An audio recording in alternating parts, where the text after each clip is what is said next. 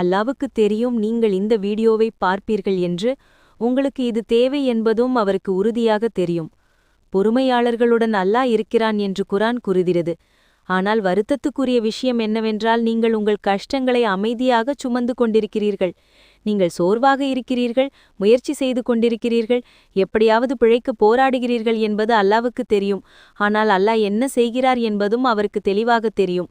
உங்கள் பிரச்சனைகளை நீங்களே தீர்த்து கொள்ளுங்கள் என்று குர்ஆன் ஒருபோதும் சொல்வதில்லை. மாறாக அல்லாவை சார்ந்திருங்கள், அவர் ஒருவரே உங்களுக்கு போதுமானவர் என்று குர்ஆன் கூறுகிறது. இதைத்தான் அல்லாஹ் உங்களிடமிருந்து எதிர்பார்க்கிறார். அல்லாஹ் உங்களிடமிருந்து பரிபூரணத்தை எதிர்பார்க்கவில்லை, உங்கள் சுய வலிமையையும் கேட்கவில்லை. ஏனென்றால் நீங்கள் பலவீனமானவர் என்பது அவருக்கு தெரியும். அவர் சொல்வதெல்லாம் என்னை நம்புங்கள் என்பது மட்டுமே. நீங்கள் ஒருவேளை நம்பிக்கையை இழந்து முயற்சியை கைவிடும் நிலையில் இதை பார்த்து கொண்டிருக்கலாம். ஆனால் இறை அச்சத்துடன் இருப்பவர்களுக்கு அல்லாஹ் ஒரு வழியை ஏற்படுத்துவார் என்றும், அவர்கள் நினைத்து கூட பார்க்காத இடங்களிலிருந்து அவர்களுக்கு வழங்குவார் என்றும் அல்லாஹ் கூறுகிறார். அதனால் அந்த பாதை உங்களுக்கு தெரிய வேண்டும் என்ற அவசியமில்லை. ஏனென்றால் உங்களுக்கு வழிகாட்டுபவர் ஏற்கனவே எல்லாவற்றையும் பார்த்து கொண்டுதான் இருக்கிறார். நீங்கள் இந்த வீடியோவை ஒரு போனில் பார்க்கிறீர்கள் என்றால் கண்டிப்பாக அதற்கு சார்ஜ் போடுவீர்கள். ஏனென்றால் சார்ஜ் இல்லாமல் அது இயங்காது. நீங்களும் அப்படித்தான். பலவீனத்திற்கு பிறகு உங்களுக்கு வலிமையை கொடுப்பது அல்லாஹ்தான் என்று குர்ஆன் கூறுகிறது.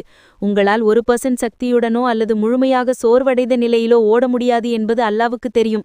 எனவே அவனை நம்புங்கள். அவர்தான் உங்களுக்கு மீண்டும் சக்தியை ஏற்றப் போகிறார். ஒரு சாதாரண சார்ஜர் போனை மீண்டும் உயிர்ப்பிக்கும் என்று நீங்கள் நம்பும்போது, வானங்களையும் பூமியையும் படைத்தவர் உங்களை மீண்டும் பழைய நிலைக்கு கொண்டு வருவார் என்று நீங்கள் நம்பலாம்.